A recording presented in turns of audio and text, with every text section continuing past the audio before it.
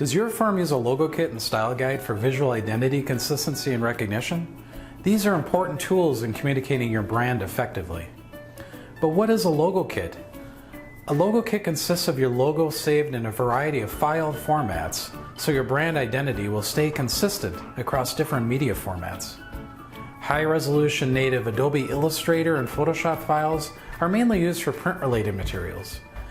JPEG, PNG, and GIF files are mainly used for web and presentations. A style guide works in conjunction with the logo kit and is a set of standards for the design of print documents, website pages, signage, and other formats that would include your visual brand identifier.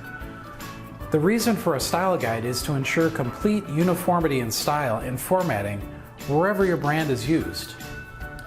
Some of the items it covers are proper logo formats and their usages, official fonts and color palettes, and other elements such as your brand voice, styles of photography, and artwork that can be used. These standards are crucial for building a memorable brand, one that is easily recognizable and brings a clear sense of reliability and security. It also helps everyone in a firm and vendors of a firm stay on the same page and present a unified brand to the public. To see examples of style guides, contact us through our website at www.ingenuitymarketing.com.